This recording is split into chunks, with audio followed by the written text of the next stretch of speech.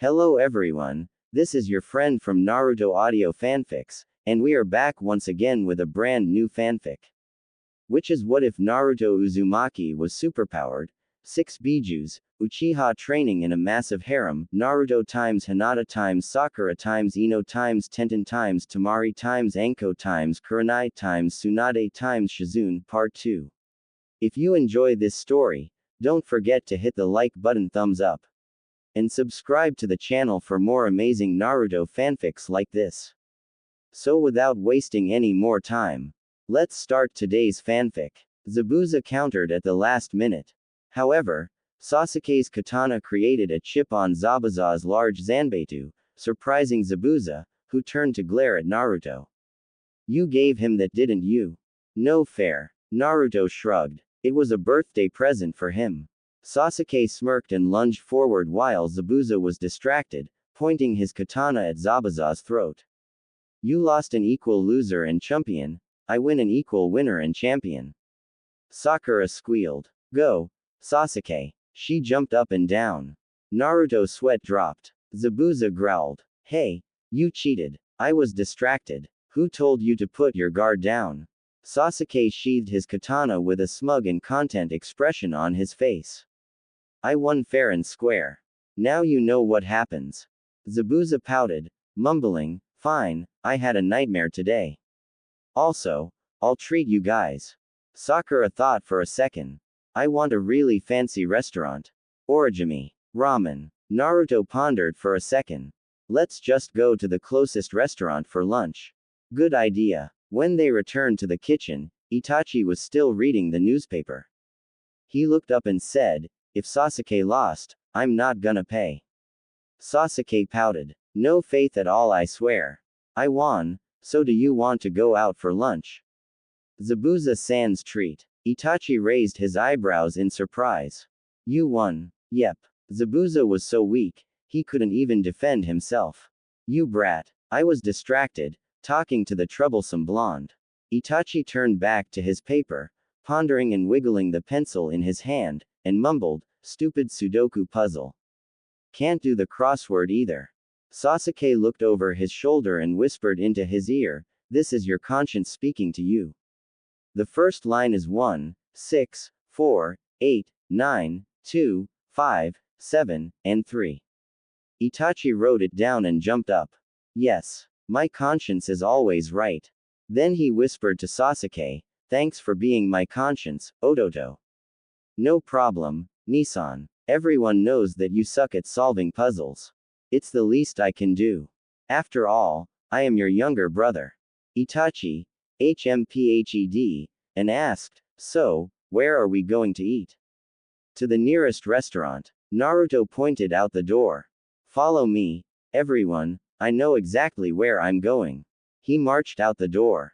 Itachi moved his hand through his hair. At this rate, we'll be lost in a foreign village before we leave the house. It was true. Naruto went out the door leading to the living room.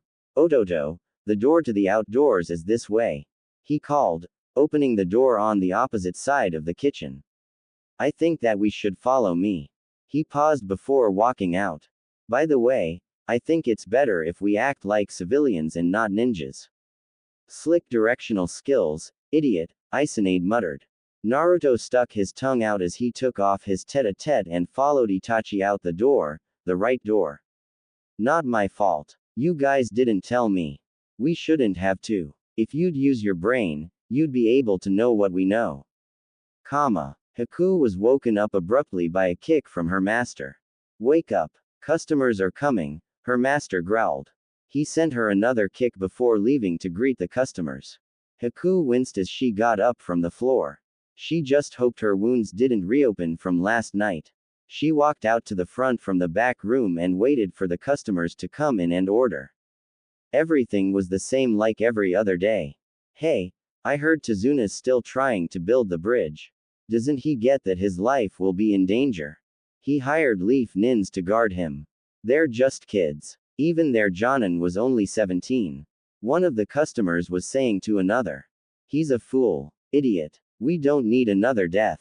Another death. You mean deaths. He's leading the Leaf Nins to their doom. The first one hissed. Haku could care less about the leaf nins. Ninjas were hired before. They used their authority to kill those who go against them. But when they're faced with stronger shinobis, they ran like cowards. Arrogant was how Haku always imagined all ninjas to be. Tazuna's starting tomorrow. Haku sighed mentally. Her master supported Gato, though no one knows about it. Those that do were dead. He was a shinobi himself, killing those who opposed Gato. Haku always has to come along to help out. She looked up at the clock.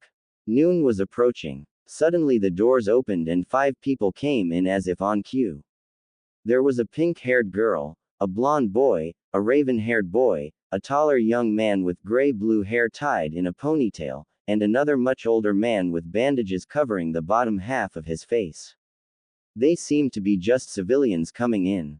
The blonde was joking around with the raven and the girl while the 2 older men were discussing about something casual. They sat down at a table near the wall and were waiting patiently for a waiter or waitress. Haku walked over to them and handed each one of them a menu.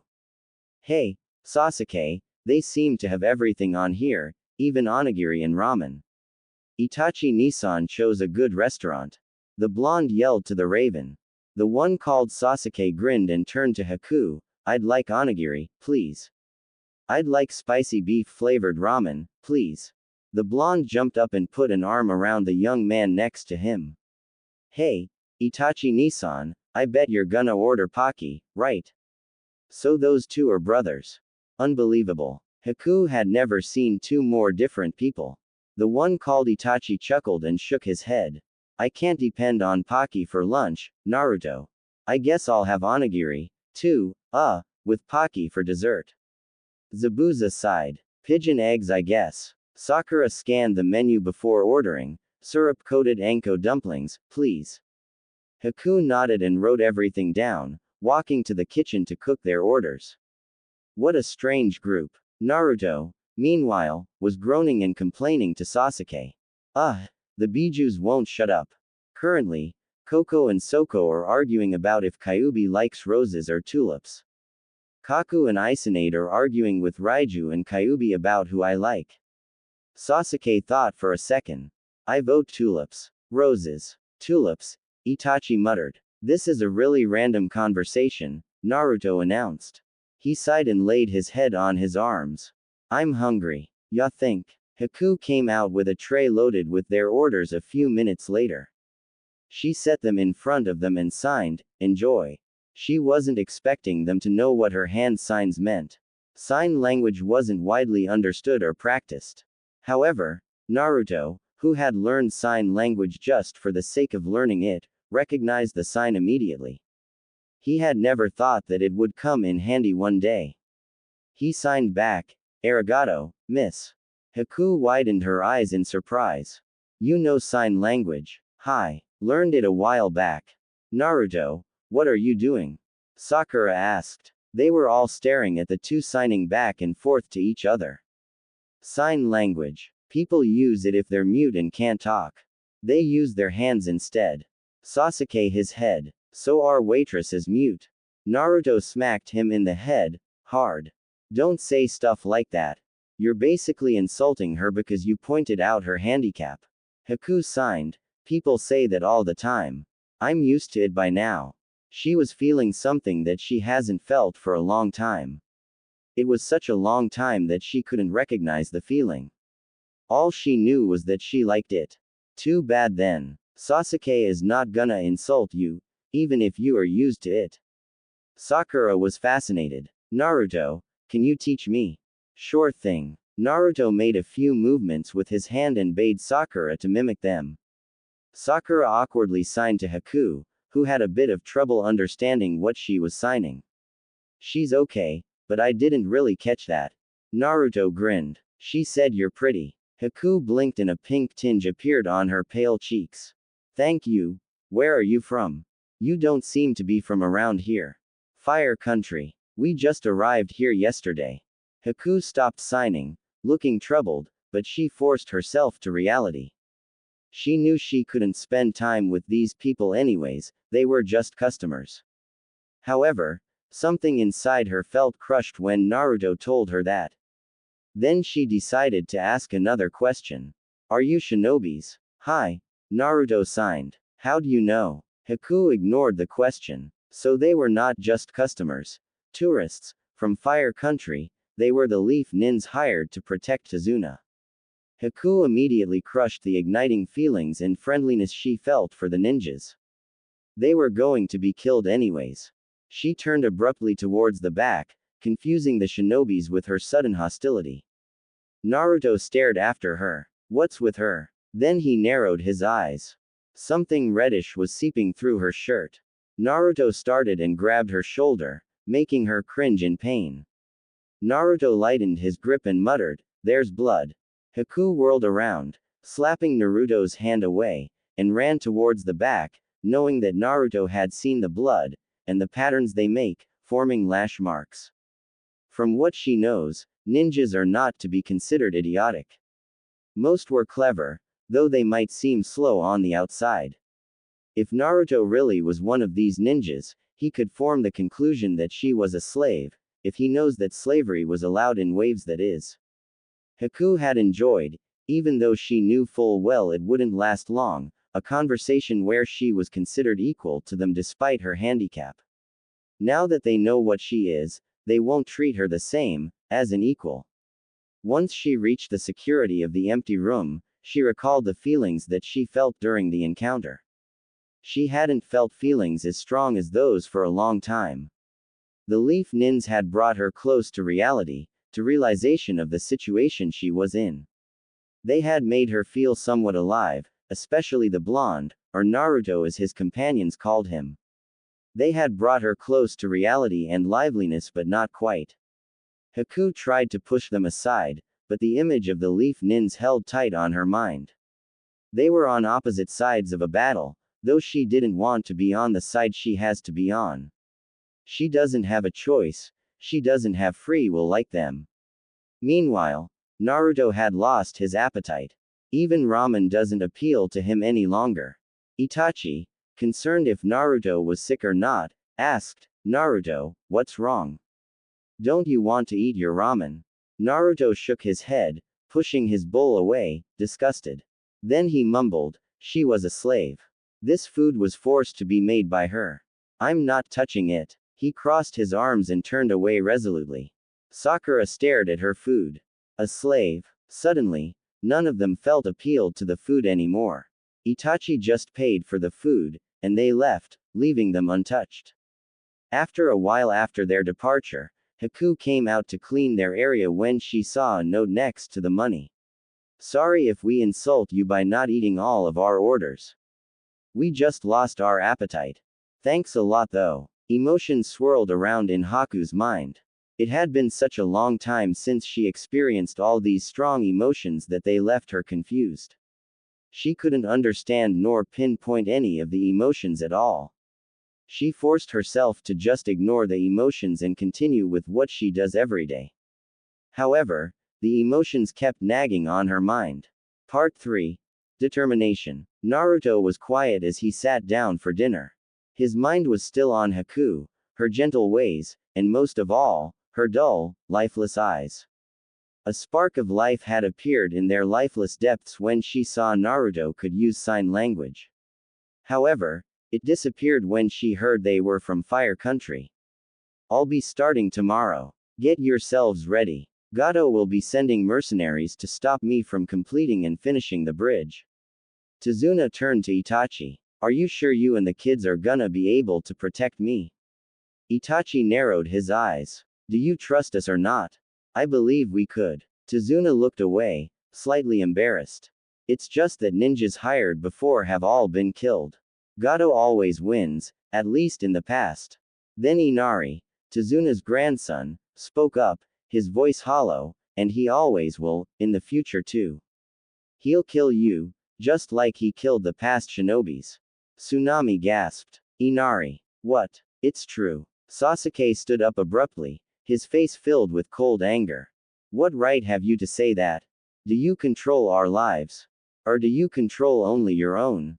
Can you see the future? Can you see fate itself? Who are you to decide our fate?" His voice was calm, but it had a terrible coldness in it that made Inari shiver involuntarily, though he didn't back down. Inari growled, "What right do I have? I went through more than you ever did. You shinobis just enjoy life. Does Fire Country look like waves? Does it? I doubt it. I bet you all lived comfortably in your homes, knowing that you're safe and sound. Have you even seen a death of your loved ones, or just a death at all?" Sasuke gritted his teeth but didn't say anything. "I thought so." Naruto was standing up now, too. "Oh, yeah, think you went through so much. Both my parents die, I don't have any blood relatives alive, and the villagers despise me. I wonder which one of us is better off, huh?" "That's enough, Naruto, Sasuke. Sit down," Itachi ordered.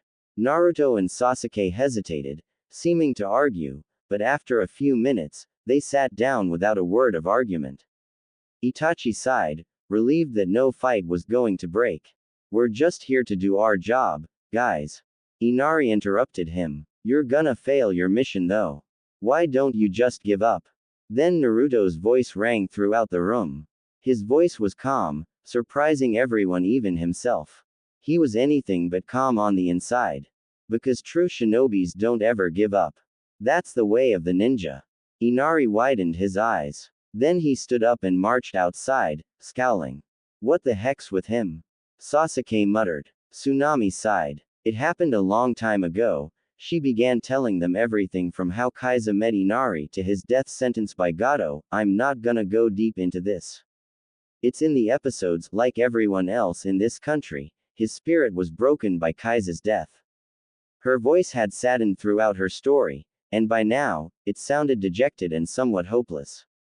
There was an awkward silence after her story. Sasuke looked away. "I didn't know." His eyes were staring off into space, deep in thought. Itachi smiled sadly. "None of us did, Ototo." Then he added, "Missions are like this. Sometimes, the real mission involves more than just the mission in question." He yawned and stood up, finished with his meal. He went to his room to retire while Sasuke, Naruto, and Sakura went to the living room to just talk and enjoy each other's company before their big day tomorrow. Shidarsu chuckled. However, his chuckle wasn't a good sign. "Look what we have here. Tazuna's still gonna try and build the bridge." He looked up from the letter request in his companions' faces. "Gato wants us to get rid of him." Rananu, who continued to clean his katana, remained emotionless, showing neither enthusiasm nor fear. "He hired kids. They're not gonna be much fun. He must be desperate." He glanced up at Shidarsu. Shidarsu was their indisputable leader, the most powerful and clever of the three. "How's your pet?" Even though they are kids, she could come in handy during the battle. Shidarsu reached into the darkness and roughly pulled out Haku by her arm. "You don't have to ask how she is. She's right here." "Right. Are you going to take her along?" "Of course. It's always fun to let her help out." Shidarsu tightened his grip on Haku's arm, making her wince. "They'll be surprised. All the shinobis in the past were." He felt Haku trembling in his hand. Cruelty always surprises them. They've gone soft over the years, especially the Leaf Nins. Did you know most of them value their friends and teammates more than the mission itself? All three of them laughed. They themselves thought of each other as nothing more than rivals and teammates. They could care less if one or the other dies. The only reason they look out for each other was that they might have a use for the other two later. Kuroshinaru smirked, glancing at Haku. "Ah, Shidarsu, your pet's scared." His cruel eyes lingered over Haku's face, which was filled with fear and terror at what's to be expected the next day. Rananu sighed. "Kuro-kun, thank you for stating the obvious." Shidarsu looked back down at the letter, ignoring Kuro's and Rananu's bickering. This is interesting. "What?" "It says here that the Jonin they have is a 17-year-old Uchiha." Shidarsu paused. He must be extremely confident in his abilities if he is willing to go through the whole mission, knowing how many shinobis have died in the past. He leaned back. "Tell me, how many 17-year-old Jonin Uchihas do we know who'd waste their time taking on Genin teams?" Kuro widened his eyes, unbelieving of what Shidarsu was insinuating. There has been a record of only one currently. Exactly. Uchihas were known throughout the ninja world for their arrogance, most considering themselves above training genins. Answer me this. Who is this Uchiha? Itachi Uchiha, a prodigy of the Uchiha clan. Anticipation filled the air around them. Itachi Uchiha would definitely be a formidable and worthy opponent. They were going to have fun tomorrow. Part 4. Chance at Choice. Sasuke, stop hogging the bathroom. Shut up. Naruto, I'm not the one who takes 2-hour showers. Would you both just stop bickering and hurry up? There are other people in line here. Itachi knocked on the door. Sasuke, hurry up. You've been in there for an hour. I know you like spending a long time on your hair, but this is ridiculous. Sakura squealed. She still has her fangirl personalities even though she recognized that there is more to life than just chasing after a hot boy. No wonder his hair is so cute. If you consider a duck's butt cute, Naruto mumbled under his breath. Then an idea popped up in his head. He yelled through the door, Sasuke, Sakura thinks you're cute when you do your hair this long. Sasuke slammed open the door and turned to Sakura, we can never be together. Don't you get that? Never. He marched down the hall to the kitchen. Finally, Naruto stormed into the bathroom to freshen up. Itachi chuckled. Thank goodness I woke up before everyone. He leaned against the wall, talking to Sakura, so she wouldn't get impatient. After a few minutes, he went off to plan with Zabuza about how they should split guard duty as they can't all guard Tazuna at once, they need breaks. Because of the seriousness of this mission, either Itachi or Zabuza has to be with the team at all times. Once decided and prepared, they set out for the half-finished bridge. Zabuza and Sakura stayed back to guard the house while Itachi and his brothers went off to guard Tazuna. Tazuna was nervous even with the ninjas protecting him, despite Itachi assuring him. When Tazuna began working, Naruto and Sasuke had asked if they could help, but Itachi told them that none of them know anything about bridge building so they'd just end up getting in the way. Hey, guys, I'll get us some drinks, K. Tazuna-san must be thirsty, too. And don't leave him out of your sight. Itachi stood up and walked towards the marketplace, leaving an extra nervous Tazuna and his brothers to themselves. Even though he doesn't know how strong his enemies are, he was quite confident that Naruto and Sasuke could defend Tazuna by themselves. Sasuke sighed and sat cross-legged down on the floor of the bridge. This is a bore. I want some adventure. Naruto rolled his eyes and yawned. He had to agree with Sasuke. He was expecting a bunch of powerful ninjas coming at them at all sides all the time, and that they would be fighting for their lives. However, what really happens was exactly the opposite. Suddenly a sword whirled towards Tazuna's back. Naruto instinctively grabbed the sword by the hilt before it stabbed him in the back. Sasuke narrowed his eyes and stood up in battle position. Where are you? Show yourselves. Seems like we're too late. Rananu, Itachi left the kids to themselves. I would have wanted to fight him for a challenge. The voice was smooth, oily, and sly. These kids will have to do until he gets back, I guess. HMPH, there's only 2 little brats. This will be easy. Sasuke smirked. Easy. Try us then. Naruto threw down the sword he was holding and unsheathed his katana. Obviously their enemies don't know what they're dealing with. Yeah, what he says. Mist began to fog up their vision. When it cleared, there were 3 ninjas standing in front of them. One had long black hair tied in a ponytail, another had a mask on and was dressed completely in black, the last one was the shortest and had a katana in his hand, the katana that had nearly killed Tazuna. Tazuna stepped back but he whispered to Sasuke and Naruto, if you don't think you can stop them, just run. 3 deaths aren't needed if they can be avoided. Naruto rolled his eyes. Even if we're weak and decide to run, they'll catch us anyways. He turned to Sasuke. Ready, Ototo. Hi, comma. Sakura slit another one's throat. It was killing her to kill them, but she learned long time ago that shinobis are trained to kill. Training with Sasuke, Naruto, and Itachi, she became stronger than she would have with another team. Another gangster attacked her from behind. She growled and twirled around, her kunai cutting through the air into his throat. Take that. She turned around to see Inari and Tsunami at the edge of her vision. Run. The gang was too numerous, they'll be trapped if they don't run out in time. Inari nodded and pulled on his mom's hand, taking her into the forest. He glanced back a few times to see Sakura and Zabuza killing a bunch of gangsters at a time. Once in the forest, they waited for Zabuza and Sakura to finish up with the gang. Thinking they were safe, they didn't heard footsteps coming up from behind them. Suddenly, Tsunami screamed as someone grabbed her from behind. Inari turned around to see two gangsters tying up his mom. His instincts told him to run, and he was about to do just that when a flashback stopped him. Flashback. Ah, my dog. Inari screamed. I can't swim. His dog was drowning. However, Inari couldn't bring himself to jump into the water for fear of drowning as well. He was standing at the edge of the harbor, looking down helplessly at his dog trying desperately to swim. Well, if you want it, go save it. A kid pushed Inari into the water, obviously intending to drown him. There was a splash as Inari hit the water. He gasped for breath.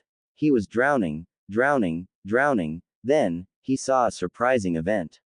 His dog had learned to swim and was swimming for the shore. Ah, help me, he screamed to his dog. However, it just shook itself dry and ignored Inari's pleas. Why? Water filled his mouth, and he sank beneath the surface.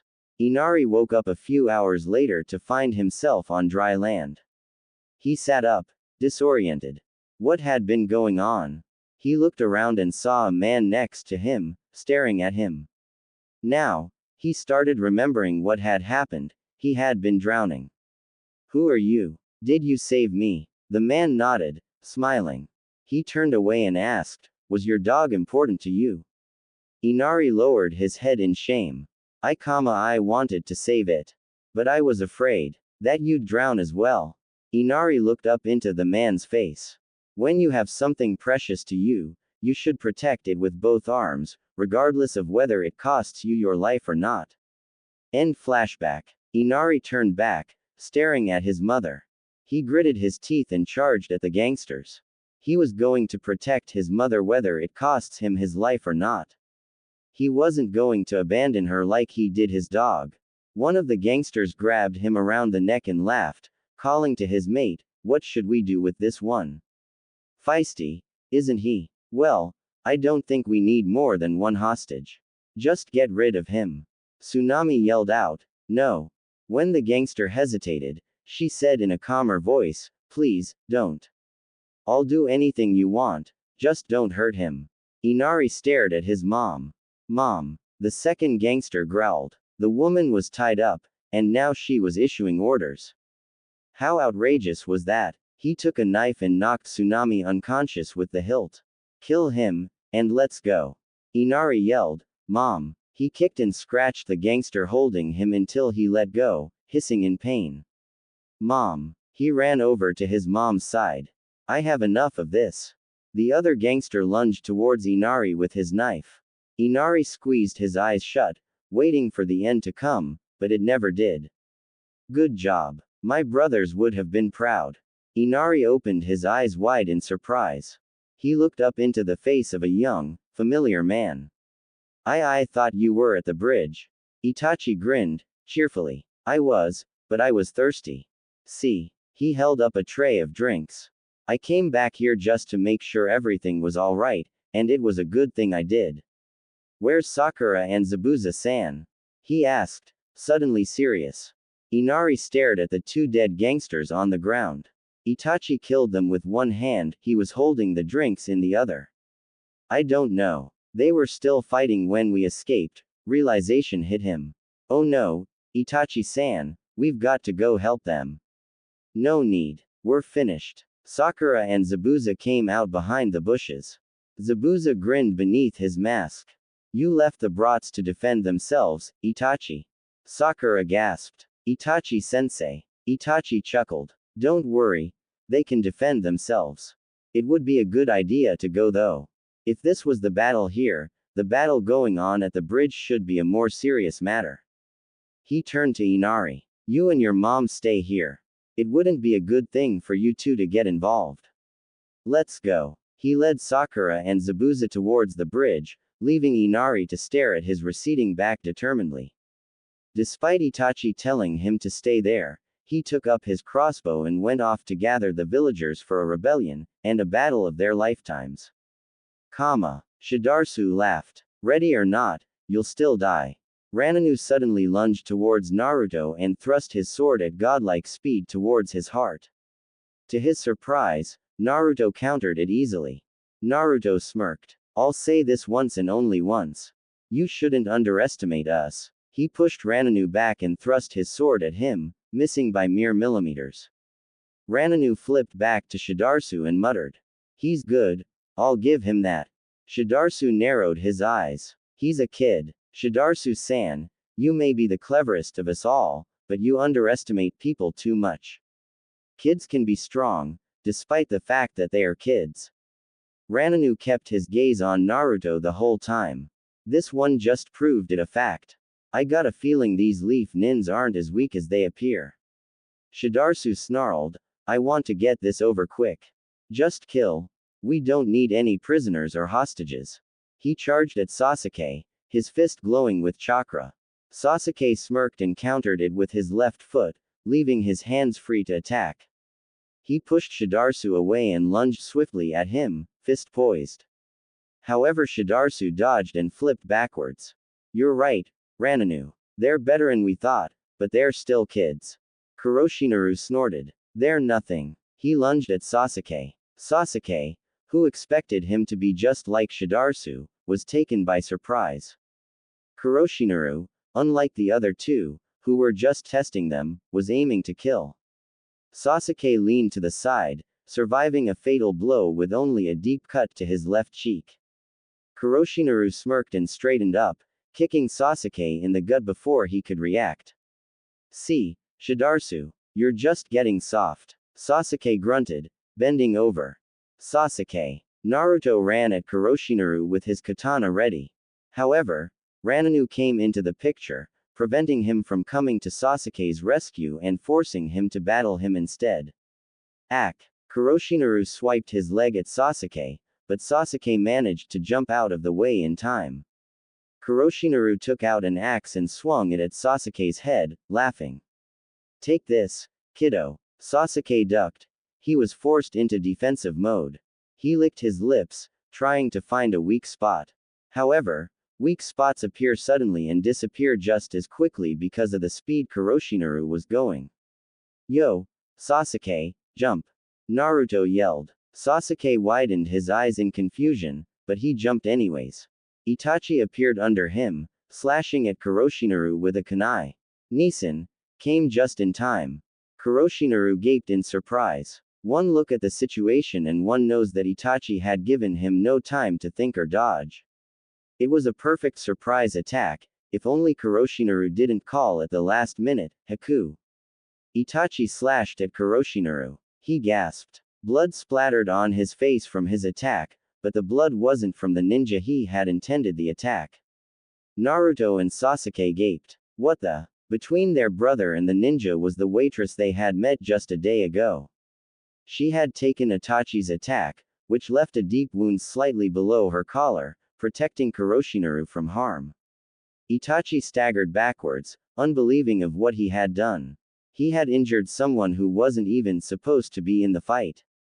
Why? Haku looked up at him, her eyes filled with hopelessness and distress. Blood came all over her clothes, but she didn't do anything to prevent the flow. Sakura and Zabuza came into the scene, looking confused of what was going on. Sakura gasped at Haku's blood, looking from Itachi's bloody kunai to Haku's stained clothes. Shidarsu chuckled at their confusion. Ah, you don't think I'm gonna come and fight against the legendary Itachi Uchiha without some protection, were you? He walked over to Haku.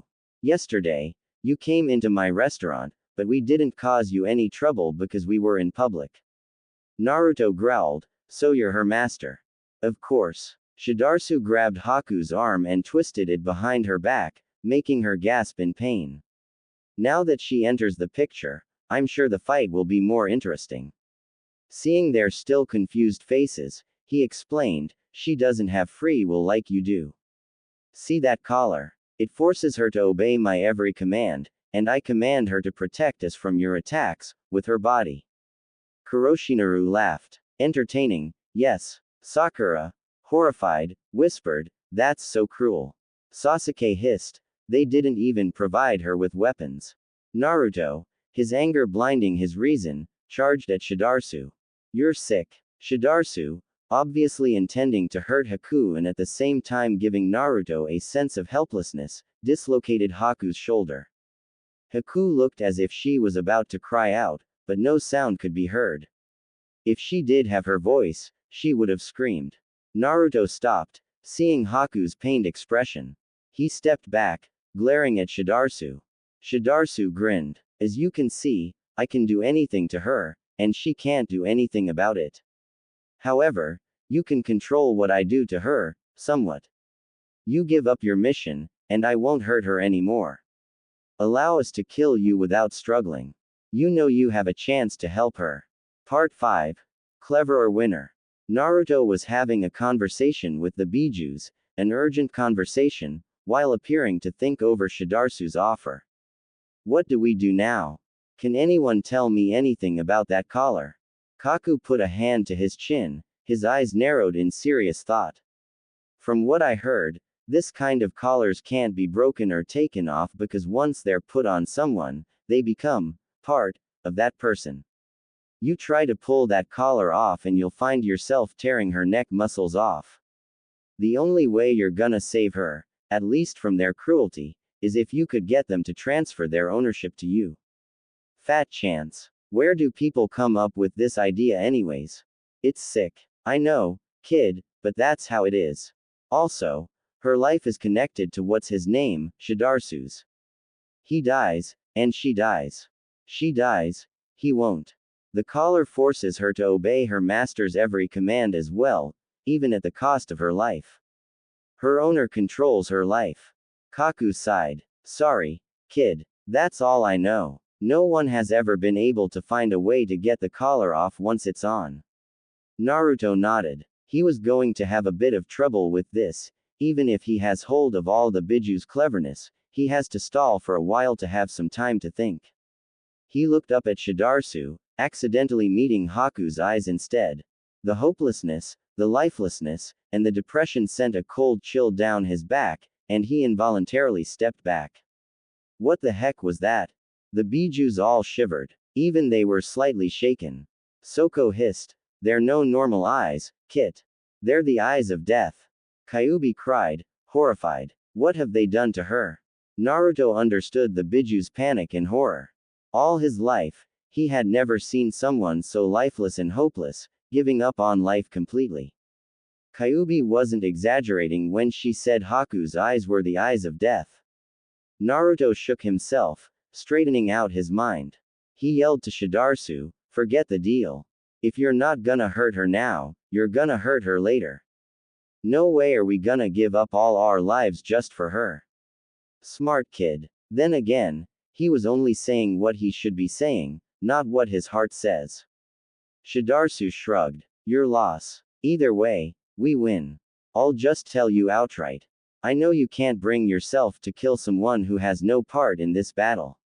Naruto growled. Shidarsu was taunting them, giving them the sense of helplessness. He's smart, Naruto'll give him that. He was weakening them that way, just by taunting them. Afterwards, it will be easier to defeat all of them altogether. Needless to say, it was working. Itachi whispered to Naruto. What if we all attack at the same time? She can't possibly protect all of them at once. Itachi, she'll probably get split in half in an attempt to be at more than one place at once. Naruto kept his gaze on Haku as he spoke. Itachi gulped inaudibly. This mission was turning out more twisting and confusing to the mind than he thought. They were practically split in half, their minds and their hearts turning against each other in their bodies. Shidarsu smirked. They were acting just as he planned. Ninjas were all like that. When it comes to a mission that requires more than just focus on the mission itself, they all became confused of what to do.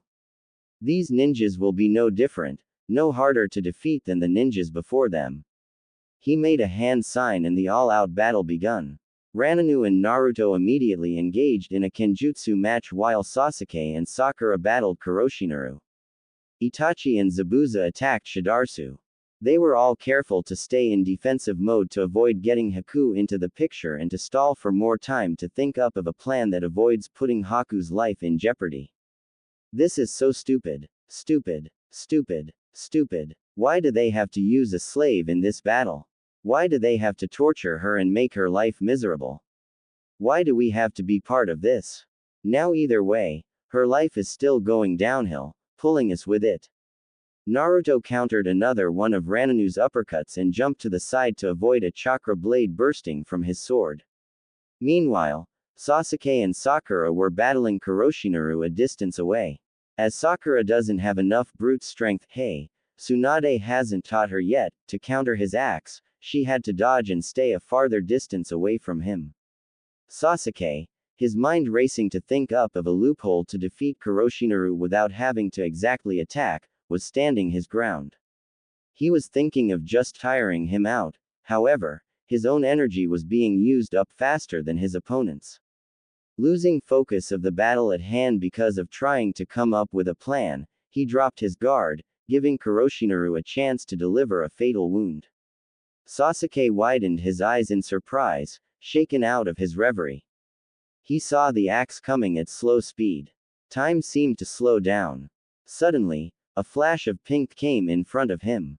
Sasuke gasped. Sakura was staring unseeingly at her body, a huge slash running from her left shoulder to her right hip. Sakura. Sakura staggered back, a trickle of blood streaming down from her lips. Sasuke-kun. Kuroshinaru smirked. Why don't the lovers go to the netherworld together? He grabbed Sakura by her arm and whipped her into Sasuke, who caught her. Sasuke and Sakura, who was now lifeless, were thrown off the edge of the bridge into the ocean below. Sasuke managed to stay afloat, gasping for breath. Sakura, he muttered, searching for her body in the water. There she was, sinking beneath the surface, pale and still lifeless. Sasuke took a deep breath and swam forward to save her. He pulled her to the surface, gasping, Sakura, he struggled, pulling her body towards the shore. Sasuke. Sakura. Naruto clenched his fist. That was it. He was done playing Shidarsu's game, the game he was sure they would lose if they were gonna continue the same way that they are. They were holding back in fear of hurting Haku, who would be hurt either way, now or later. Wait. Naruto smacked himself mentally. The plan was so simple. He had been so concerned about Haku's well-being now that he didn't consider the plan before. Kaku had suggested the idea at the very beginning. Nissan, sensei, get back. Forget Haku. She's gonna be hurt either way. Might as well take these guys with her. That's the only way. In reality though, Naruto was not planning to kill Haku at all. However, they were going to have to be good actors. Shidarsu widened his eyes. Do these ninjas really have the guts to kill an innocent person in the process to kill their enemies? Itachi caught the sign Naruto sent at him. Naruto had shaken his hand back and forth quickly, signaling to his brother to go along with the plan. Itachi glanced at Zabuza, knowing that he had caught the sign as well. Well, Zabuza-san, we should get back. Zabuza needed no prompting. He knew whenever Naruto says something like that, he was gonna do something serious. These ninjas are gonna die, no doubt. Naruto smirked. These guys won't outlive this mission. He closed his eyes and concentrated. They were in waves, a land with unlimited amount of water. Isonade's powers will come in handy. Shidarsu jumped back, his eyes widened in shock and horror. What the foo? Itachi retreated farther back. Looks like we're about to meet another Biju outside of Kyuubi-chan. Naruto continued concentrating. One tail, a green tail made of Isonade's chakra flowed behind Naruto. Green chakra formed a demon cape around Naruto in the shape of a turtle. 2 tails, another tail appeared. 3 tails, Naruto opened his eyes, which were no longer a light shade of blue but a dark shade of green. You're gonna die, Naruto announced, his voice slightly altered. Sasuke pulled Sakura's body onto the shore, panting from the effort. He laid her on the sand and whispered, Sakura. Sakura groaned nearly inaudibly. Sasuke sighed with relief. He bit his lower lip, staring at Sakura's still bleeding wound. If he doesn't stop the flow, she's gonna die from blood loss. He was no doctor, but he had seen Naruto channel chakra into his grandfather's wound before to quicken the healing. Sasuke wasn't sure if he could do it though. Naruto had said if he channeled the chakra into the person the wrong way, he could end up killing the person instead. Then again, she'll die if I don't do it, so might as well take the chances. Sasuke placed his hand over Sakura's wound at the shoulder and channeled his chakra through, careful to channel a bit at a time. It seems to be working. Suddenly, a noise turned his focus. He looked backwards, pulling his hand away, and gasped. The water in the ocean was turning greenish, as if infused with chakra. The ocean was also unstable, dangerous currents swirling against each other. What is going on? Shidarsu gulped and stepped back, away from Naruto. Rananu was right. They really had been underestimating the kids, that was an understatement too. Naruto smirked. Ready yourself. The bully is about to be the bullied. He lifted his arms and the water in the ocean rose into the air. He charged at Shidarsu at superhuman speed with the water rushing behind him. As he expected, Haku appeared in front of her master to take the damage. Naruto rammed right into her stomach, knocking all the wind out of her. The water swirled around her, nearly drowning her. After the water subsided, Haku was unconscious on the bridge floor. Rananu whispered to Shidarsu, well, you better get that brain of yours working to think up of a plan. This guy ain't afraid to kill her. Shidarsu's brain was racing. So they weren't up against a normal kid, they were up against a Jinchuriki who knows how to completely master the Bijuus powers. Naruto turned to him with a manic expression on his face. He rushed at Shidarsu, his tails flowing behind him. Again, Haku, even though she was unconscious, intervened. Shidarsu was desperate. Stop. Naruto stopped. His fist was 2 inches from Haku's face. What? Any last words? Shidarsu knew very well that Naruto still cared for his slave's well-being. The only reason that he could possibly have for killing her was to end her misery since she was still owned, and in the process could still be tortured, by Shidarsu himself. So, if he was going to survive this battle, he was going to have to make sacrifices. I'll make a deal with you. What's the deal? Naruto's eyes narrowed suspiciously. The deal will be fair. We both gain something, and we both lose something. You said you wouldn't agree to our last deal because she could still be tortured by me later on, after our battle, and that you weren't gonna sacrifice all your lives just for her. Well then, I'll make this fairer to you. I'll transfer my ownership of Haku to you, but you'll have to leave this country and never come back, abandoning your mission right now. Naruto was grinning inside. His plan worked. He had driven them to desperation. His tails disappeared and he appeared to be thinking for a minute. Itachi ran over to him and whispered into his ear. Naruto, if you agree to this, waves will be the price of this deal. Tazuna's the only bridge builder who's still courageous enough to continue this work. If we leave, he won't have enough time to find another team to protect him before these guys kill him, stifling the only chance of saving this country. Nissan, she lived a terrible life. I'm not gonna give up the only chance of saving her, Naruto replied resolutely. However, he looked up at Shidarsu, I do want to know how you know that we would keep our end of the bargain. Easy, your code of honor, Shidarsu shrugged. Naruto, don't do this, Itachi pleaded. I agree to the deal, Naruto announced to Shidarsu. Good. Shidarsu smirked and took out some papers. Here are her papers. You have to sign to our deal first though. He wrote down the terms of the deal they had just agreed to and set the paper in front of Naruto after signing his own name. He also gave Naruto Haku's slave contract after he signed the first contract. The moment you sign Haku's contract, the caller will recognize you as her new master. Naruto nodded and signed both papers, starting with the paper that had the terms of their deal on it. Then he signed Haku's slave contract. The moment he finished writing, he could see Haku's collar glow, signaling that the caller indeed had recognized him as her new master. He wasn't really expecting it to be a trick though. Shidarsu had been desperate. He wouldn't want to trick Naruto. Behind him, Zabuza chuckled at Itachi's distress. Itachi looked up at him. What's so funny? We just gave up a mission to save waves. Zabuza grinned under his mask. Clever, isn't he? This was his plan all along.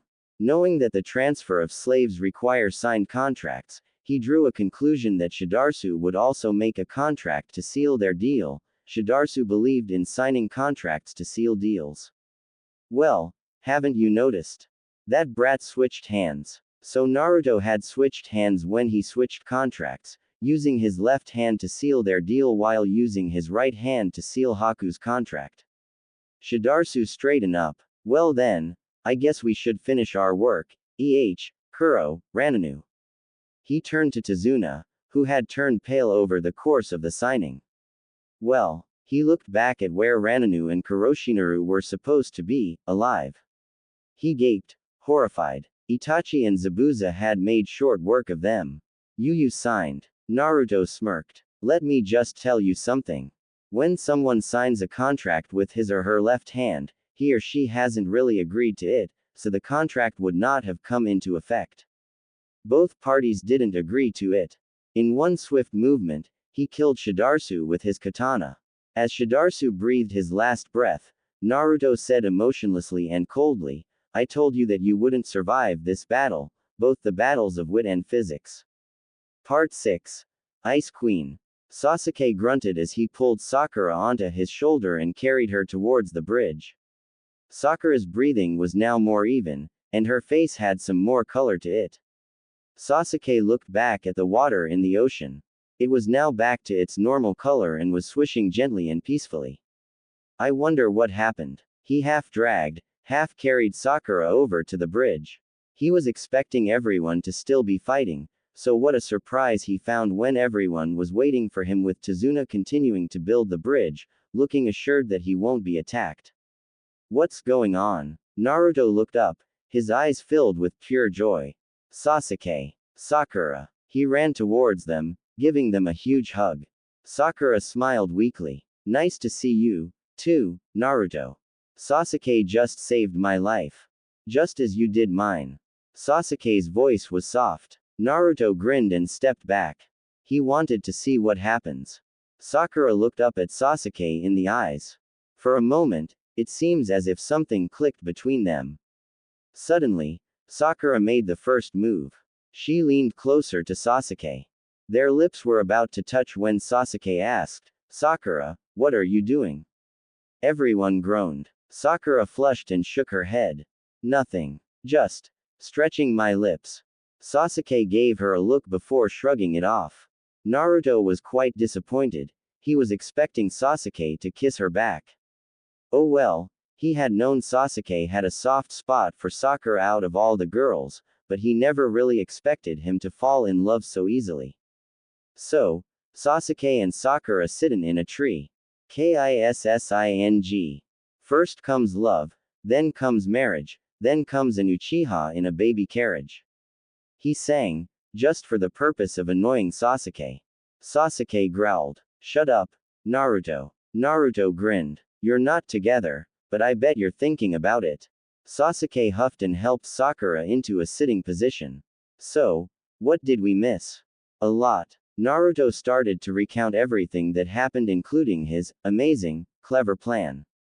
Sasuke rolled his eyes. That wasn't really your plan though, isn't it? It was the Bijuus. I actually thought of it. Kaku-san just gave me a hint, and some information of course, Naruto said, winking.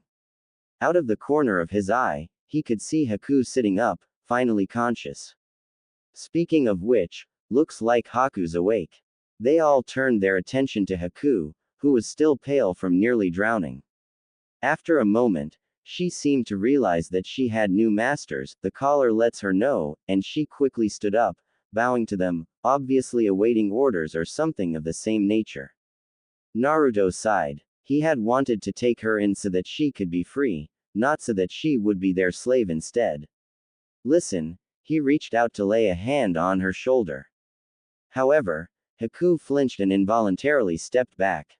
Naruto, confused, asked Itachi, why did she do that? Isn't it obvious, Ototo? She thought you were gonna hit her, Itachi replied, his voice strained. Naruto widened his eyes. Hit her. He gritted his teeth. What have they done to her? He glanced at her shoulder and remembered her dislocated one. Of course, he came over to her and said, listen, I'm not gonna hurt you, okay? Haku stepped farther back, obviously not trusting him one bit. Naruto stopped advancing, whispering, please, just trust me on this, okay? I promise I won't hurt you. Empty promises, Haku thought. However, she knew he could control her now, so she might as well comply without him using the collar on her. She walked slowly forward towards Naruto. Naruto could recognize the signs immediately that she was coming to him out of fear, not trust. He couldn't expect more though. How could he expect her to trust him, who was nearly a complete stranger? He will have to start from there though, not using the collar. He gently pulled down her top to her dislocated shoulder. He began healing it. Haku stared blankly at his glowing hand on her shoulder. Why was he healing her? It only takes up his energy, unless he was doing this so that he could torture her later on. When he was done, she moved her shoulder stiffly. It was as good as new. So he kept his promise, for now. He might only be doing this to get her trust and then later on, hurt her worse. Naruto grinned. See, I told you I wouldn't hurt you. Maybe we can find a way to get that collar off of you too. Haku, horrified, staggered backwards. She signed so quickly, Naruto could hardly understand what she was trying to say. Please, don't hurt me. I'm begging you. It took Naruto a while to understand what she was talking about. No, no, no, no. We're gonna find a way to set you free. We're not just gonna rip the collar off. Haku seemed to relax after this, though she still doesn't trust him. Why does he want to set her free anyways? Maybe he wants her to be in debt to him or something. Then they all heard yelling and screaming. At first, it was small and quiet. As it came closer to the bridge, the noise became louder.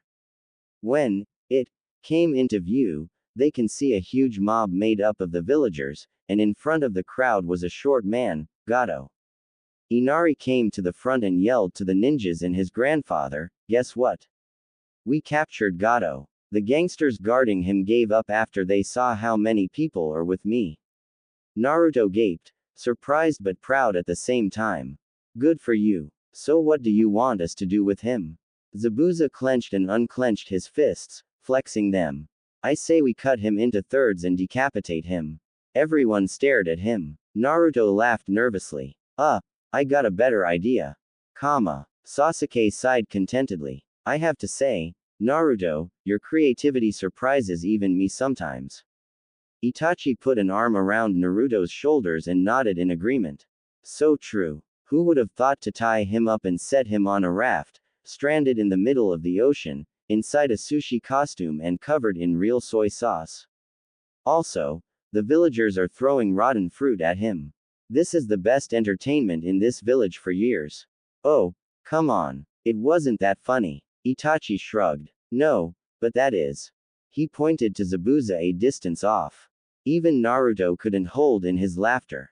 Zabuza was surrounded by villagers, who were treating him like a hero. He was obviously trying to escape. How did you guys manage to escape? Sasuke shrugged. It had all begun with bananas. Naruto sighed, pulling Haku's shirt farther down. It had taken him forever to get her to trust him enough for him to heal her wounds. He could feel her trembling as he slipped her whole top off. Can you calm down, please? He asked, careful not to make it a command. The last thing he wanted to do was activate the collar and make her more conscious of her status.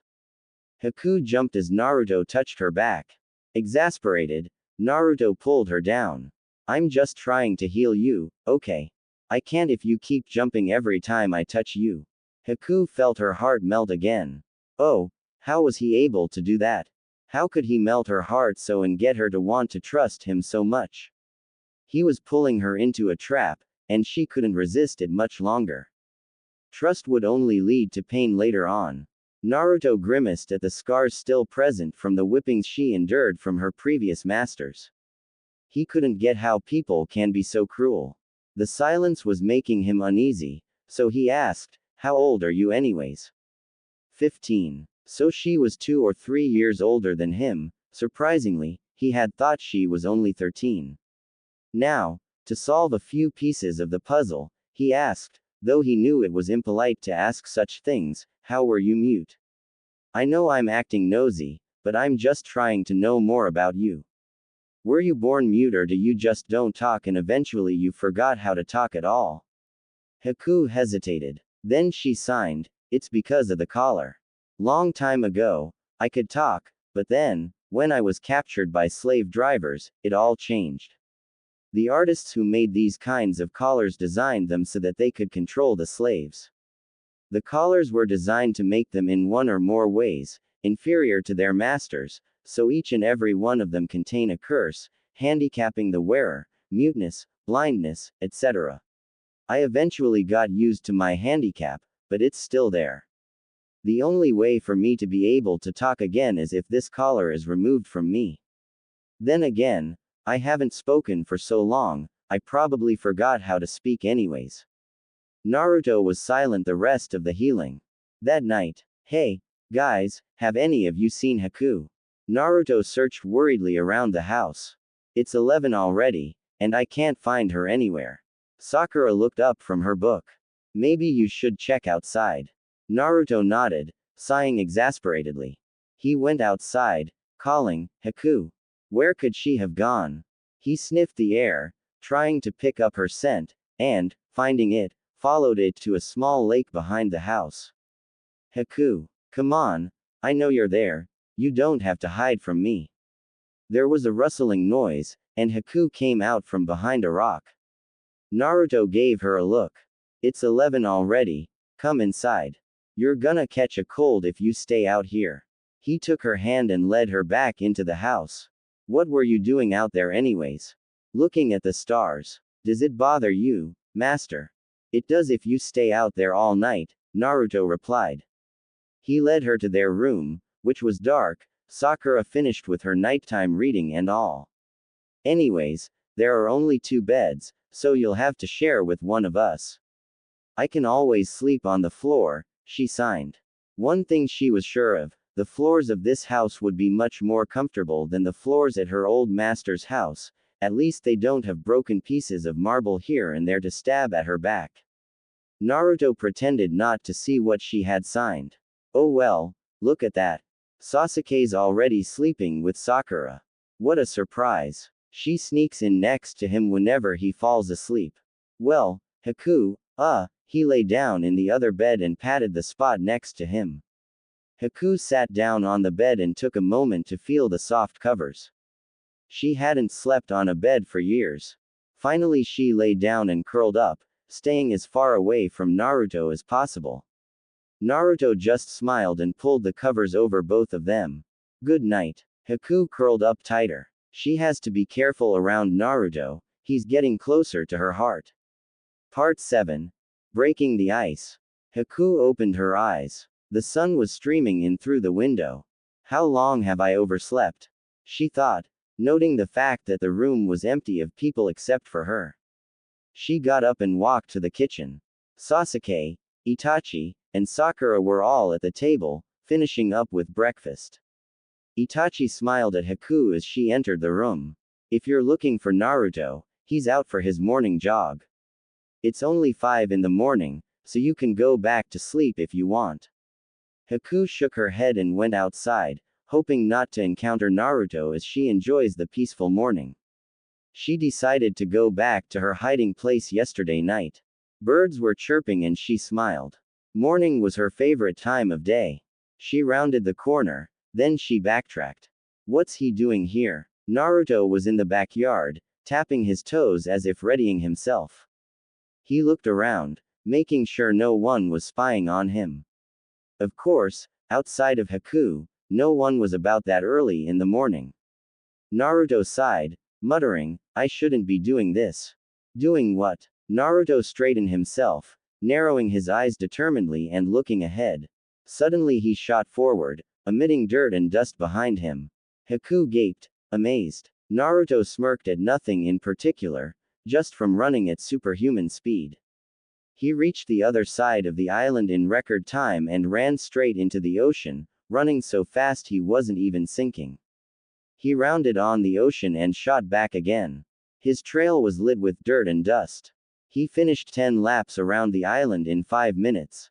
As he ended his rounds, he turned sideways and stopped altogether, sliding to a stop right in the backyard. The dust and dirt settled gradually. Naruto panted slightly, grinning. That feels so good, he whispered.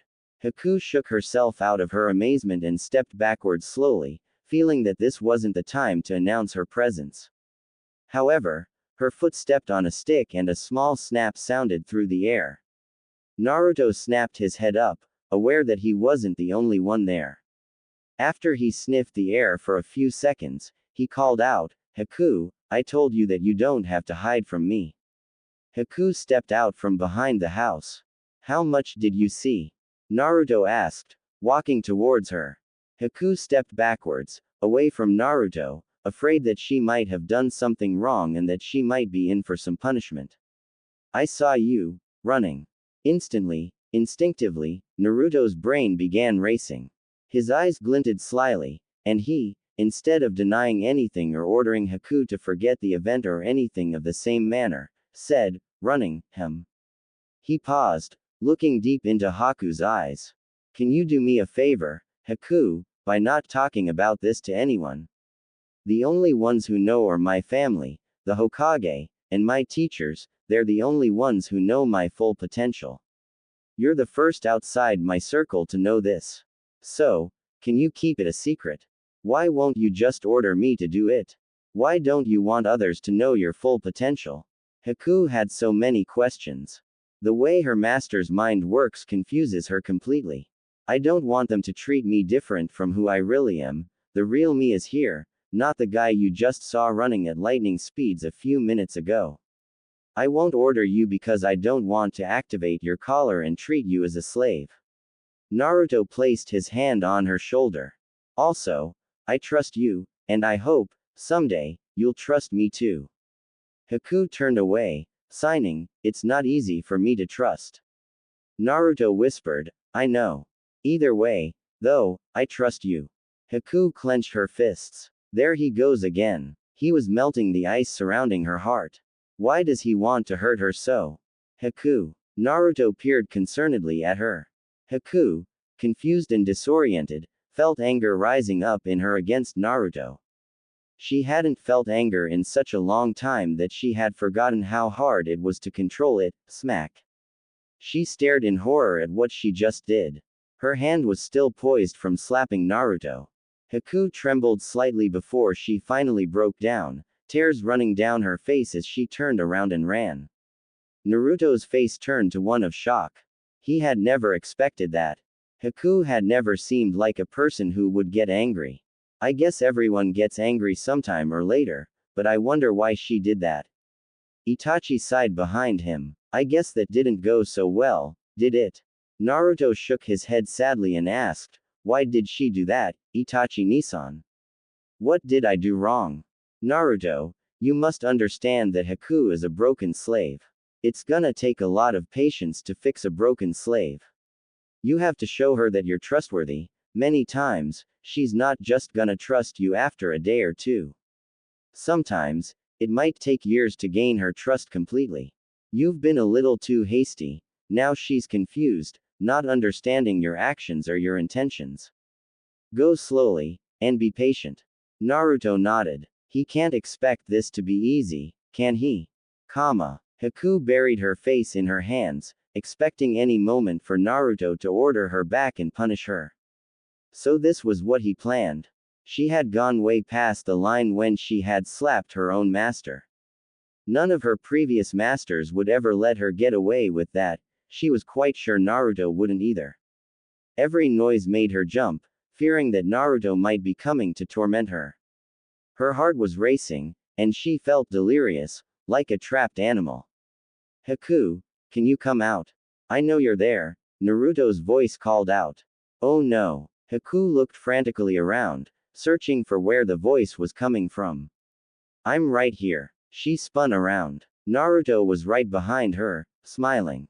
She stepped backwards, though she knew quite well that she couldn't escape what he intended for her. Tears flowed down her cheeks, but she ignored them. Might as well get this over with, she thought, defeated. She knelt down and got on her hands and knees. She'd rather not get hurt more than she is going to be already. She learned from experience that if she tries to escape her punishments, she'd get hurt worse, much worse. She waited for the blows, but they never came. Instead, gentle hands pulled her up. What was going on? Come on. I promised I won't hurt you, and I always keep my promises. Naruto hugged her gently, careful not to make any sudden movements.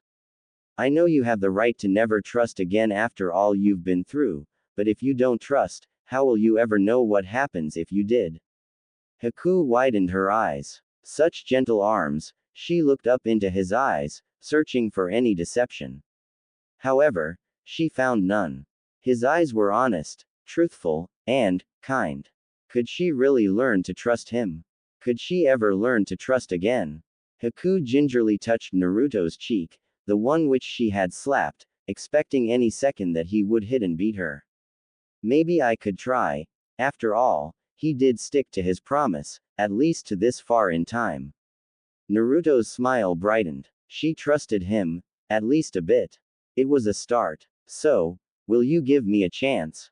Please. Haku hesitated, uncertain. She wasn't ready to give him a straight answer yet. How will she answer him? Being mute had dulled her skills in expressing her emotions and describing her feelings. Naruto understood and said softly, slightly sad, I'll wait for your answer. You don't have to answer today. You can answer anytime you want to. Why is he being so nice to me? Haku felt crushed. Naruto's voice had sounded so sad. Come on. You haven't had breakfast yet, have you? Naruto pulled her gently back to the house. When they entered, they found Itachi at the table, writing a report of the mission for the Hokage. He looked up at them and smiled. The moment their eyes met, Haku knew that he knew about what happened in the backyard. She flushed, but Itachi just went back to writing. Maybe I could learn to trust them. Zabuza burst into the room, followed by Sasuke and Sakura, who were chasing him and yelling, Come on, you promised you wouldn't be Mr. Grumpy Pants. Zabuza yelled back, I promised that. I didn't promise that I'd play hangman and dollies with you too. Oh, for crying out loud. Haku stared. She had no idea what was going on. Aren't shinobis supposed to be composed and calm and command respect? But here, two teenagers were annoying an older shinobi and no one was even gonna stop them. In fact, Itachi and Naruto were laughing along with Sasuke and Sakura, who finally managed to jump Zabuza. These ninjas are strange. That night, Haku turned around to face Naruto instead of facing the other way. She knew she should give him a chance, he had trusted her in so many ways. However, caution was holding her back. He was still her master, and she was still his slave. Naruto stared at her in the darkness. You know, you're gonna fall off the edge if you keep sleeping that far out. Haku knew it was the truth. She was on her side and was so close to the edge, it was nearly certain that she'd fall off in the middle of the night. But the bed was small for two people, and if she comes closer to the inside, she'd be way too close to Naruto for comfort. Naruto sighed and got up. You can have the bed then, he whispered as to not wake up Sasuke and Sakura. Haku blinked, curious. Where was Naruto going? Naruto shook his head, seeing Haku's expression. Don't worry. Just have a good sleep. He pulled the blanket over Haku and left the room. Haku again felt something stir up inside her. Guilt. Sadness. She doesn't know. Eventually though, she fell into an uneasy sleep. Haku woke up and tiptoed out of their room. Surprisingly, today, Sasuke and Sakura were still asleep. She came out into the living room on her way to the kitchen, and she widened her eyes at the sight that greeted her in the living room. On the sofa was Naruto, sound asleep. What's he doing here? It didn't take her long to connect the meaning of yesterday night and that day. Naruto was afraid that she would fall off, so, knowing that she can't bring herself to come closer inside with him still on it, he got off and went to sleep outside on the sofa instead. Haku felt another guilt pang coming in, but she shook it off and went over to Naruto, shaking him awake. Naruto groaned and turned over, muttering, "Sasuke, leave me alone." Haku persisted, shaking him slightly harder. She was less fearful of him now, nearly convinced completely that he wasn't gonna hurt her. She has to know the truth though, she doesn't want to continue her life hating and distancing herself from Naruto if it wasn't necessary. Naruto finally opened his eyes sleepily and mumbled, "What is it, Haku?" Haku signed, "Can I talk to you, master?" Naruto blinked groggily. His brain was slow and it took him a while to understand her signs. Sure, he was slightly nervous. What's so important that she has to talk to him immediately about? He sat up and rubbed his eyes. "Okay. What do you need to talk to me about? Can I trust you?" "Okay. Then," Naruto hesitated. It was an awkward question, and it was more awkward still to answer it. "It depends on you really." He paused. "Do you think I'm trustworthy?" "I don't know. That's why I'm looking to you for an answer." "Sorry, Haku, but I can't just tell you to trust me." "What's the point of that? You have to decide for yourself if we are trustworthy. I can only tell you what you need to hear, but you have to decide if my words are to be trusted or not. If I order you to trust me, am I being trustworthy?" Naruto asked, smiling. Haku turned away. Why couldn't he just give her a straight answer? "I don't know." When she turned to meet his eyes, however, she suddenly felt a surge of determination, of something, she couldn't quite describe or recognize it. It did give her enough courage to say to Naruto this though, "Maybe I could learn to trust you, one day." Naruto widened his eyes, surprised. Did Haku just say what he thought she said? Then he grinned. "Then I'll make sure you won't be disappointed." Suddenly Sasuke came stomping into the room, disrupting their intimate conversation. "Arg. Sakura slept next to me, again." He noticed Naruto on the couch, and then, forgetting about Sakura for a moment, smirked, asking, "You slept on the couch last night, Nissan?" "You know, the floor is softer than that couch." He laughed and said under his breath, "Dobi." Naruto rolled his eyes. "Shut up, Sasuke. Why do you always have to enter at the wrong moment?" A week later at night before their return to Konoha, Naruto was lying on his stomach, reading a scroll filled with proverbs and sayings. He was just reading because there wasn't anything else to do. He felt Haku's eyes on him and looked up. Haku was sitting cross-legged on the bed, staring at the scroll and him curiously. Naruto widened his eyes. "Can you read?" Haku shook her head sadly. "I was a slave for most of my life." Naruto grinned. "Well, then your lessons start now." He pulled her next to him and began teaching her the words. Will rules over destiny and fate. A king is a servant to those under his rule. Nothing can be divided against itself and still survive. Wait. Naruto stared at the saying. "Nothing can be divided against itself and still survive," he muttered. An idea popped up inside his mind. He wasn't sure if it will work, but he was willing to try. "Haku, I'm gonna try something on your collar, okay?" Haku, suddenly fearful, gulped but nodded. "The collar's purpose is to make you follow my every command and please me outside of muting you and making you a slave, right?" Naruto asked. Haku nodded, not understanding what he was getting at. However, she decided right there and then that she was going to trust him on this and then see if he was going to break her trust. He was right when he said that if she doesn't trust, she won't be able to know what happens if she does. Well then, she was going to give him just this chance. Well then, he looked at the collar around her neck and said out loud, determinedly, I want you to be able to talk. Suddenly there was a loud snap coming from the collar, and a crack ran down its front. Naruto, encouraged, said, I want you to be free. Another loud snap sounded, and another crack ran down its back piece.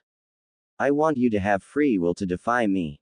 With a loud snap, the collar came off Haku's neck and, with a loud bang, it dropped to the floor.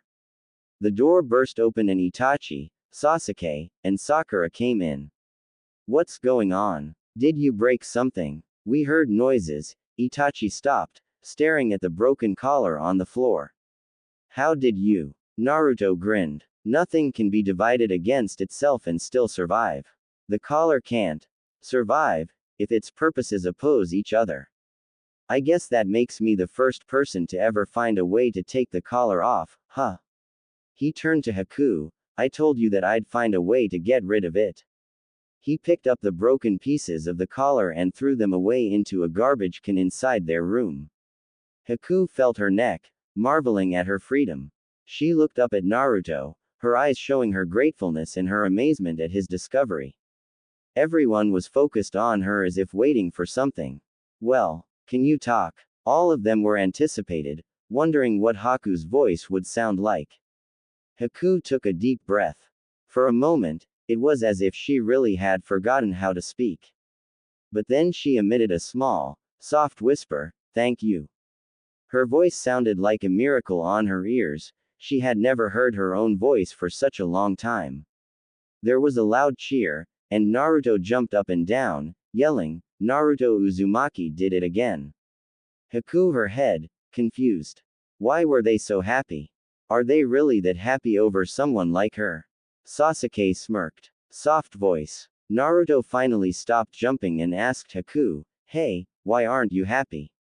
You're free now, aren't you? Haku widened her eyes, surprised. Someone was actually caring about her happiness. Did they actually care about her? At that moment, the ice surrounding her heart was broken. Naruto hadn't broken her trust. They really were trustworthy, and they do care about her. So, you actually, really care about me? She asked, softly and so quietly that it was only because of their tuned ninja hearing that they could even make out her words. Of course we care about you. It's kinda stupid of us if we went through all that trouble to rescue and save you and then just forget that you're there. Sakura cried out. Gotta agree with Sakura, Itachi replied, smiling. Yep. So true. Naruto nodded in agreement enthusiastically. Have to agree with the fangirl, Sasuke said. Haku stared, still wide-eyed. Haku. They all asked at the same time. Haku shook her head, tears falling down her face as she finally understood their intentions. Thank you, she said again. Then she lunged herself at Naruto, hugging him and sobbing onto his jacket. Domo arigato, domo arigato. Naruto sighed contentedly, reminded of Sasuke 7 years ago. Living in my own world. Didn't understand that anything can happen when you take a chance. I never believed in what I couldn't see. I never opened my heart to all the possibilities. I know that something has changed. Never felt this way. And right here tonight, this could be the start of something new. It feels so right to be here with you. Oh, and now, looking in your eyes, I feel in my heart the start of something new. Now who'd have ever thought that we'd both be here tonight, and the world looks so much brighter with you by my side. I know that something has changed. Never felt this way. I know it for real.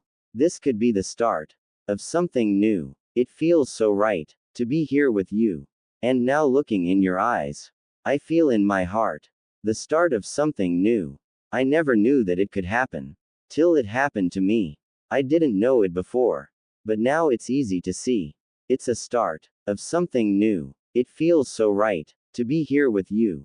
And now looking in your eyes, I feel in my heart that it's the start of something new. It feels so right to be here with you. And now looking in your eyes, I feel in my heart the start of something new. Start of something new. High school musical song. Itachi thanked the villagers for their pay and went back to his group, ready to return to Konoha. The villagers had taken all of Getu's money and gave them an S-class mission pay, which they considered a little too much, considering the mission wasn't that dangerous, though they did fought against ninjas. So, guys, you ready? He asked. We're ready when you are, Naruto replied, looking ahead at the bridge. The bridge was finished yesterday, and they were going to cross it to get back to the mainland. Itachi nodded. All right then, let's go. Sasuke whispered to him, ironic, isn't it? Tazuna-san named it the Great Naruto Bridge. Strange name, huh, Sasuke?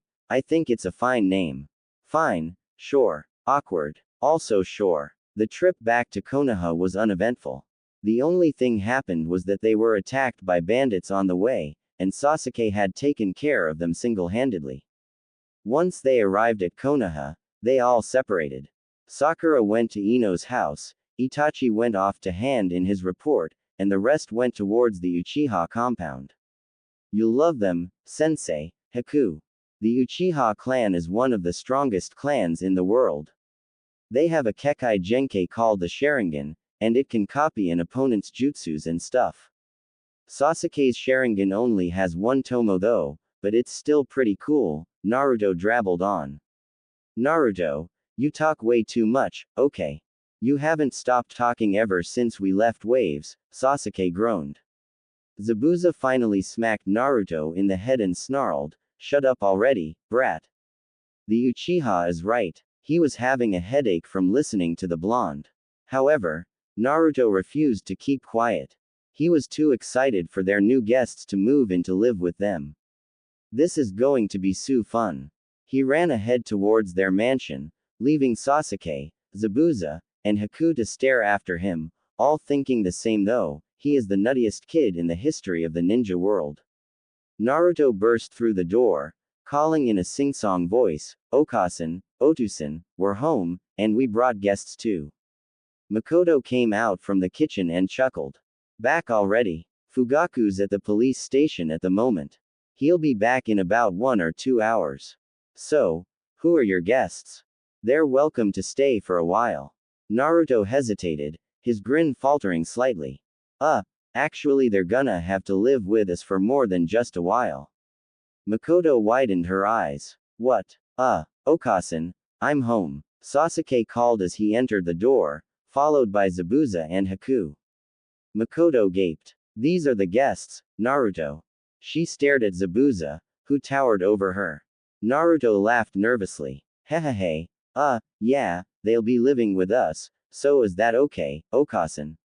Makoto looked shocked for a while, but then she smiled, having gotten over her shock, and replied, it's okay with me, but we'll have to check with your father first, Naruto. I don't see why not. We have plenty of guest rooms. So care to explain how you came across them? Sasuke and Naruto began explaining everything, leaving out the fact that Haku was a slave, formerly, because there was no need to inform her of that considering that Haku is no longer a slave. Makoto smiled brighter. Well, then, you two can stay here until Fugaku comes back. I'm making tomato soup, so I hope you're staying for dinner. It's Sasuke's favorite. Sasuke twitched. Naruto smirked. He knew the Uchiha had a strange addiction to tomatoes and onigiri. Naruto could never understand that. Makoto also chuckled at Sasuke. Have fun, kids. She walked back into the kitchen just as Itachi arrived home. Itachi panted, looking hurried. Got a bunch of stuff to tell you guys. He threw a bunch of papers on the counter and began muttering under his breath as he read. Chunin exams, they seem capable, advancing in missions, register as a villager or a ninja. What is it, Nissan? Naruto peeked over his shoulder. Itachi stopped reading and chuckled. It's a lot to talk about. All of you sit down. There's a lot to talk about. He took the papers and set them down on the living room table instead. He sat down on one of the sofa and motioned for the others to do the same. First of all, I'd like to inform you, Sasuke and Naruto, that there will be a Chunin exam in about 2 months. I think you are capable, but the decision is up to you. I have already informed Sakura's parents, and they say that she could participate, if you participate, of course. If you do want to participate, I'm totally fine with it. Naruto jumped up. Of course we'd participate. We're ready. Itachi laughed. Right. I don't even need to ask, do I? You're ready for anything. He looked down at his papers again. Also, when I handed the report in for Hokage-sama, he said that since you guys have proved yourselves capable of a B rank mission, he will allow you to take on more B rank missions and maybe an A- rank mission once in a while. You will have to take a break from missions for the Chunin exam, however, your rank won't matter that much, mission rank-wise.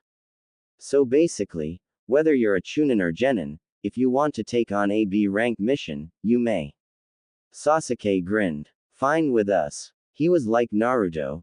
The time when they decide to go on D ranks and C ranks again is when they could feel the world going upside down. Itachi nodded. Then he turned to Zabuza and Haku. Now, for your registrations into this village, you will either register as a ninja or a villager. Zabuza-san, if you register as a ninja, you can be promoted immediately to Jonin.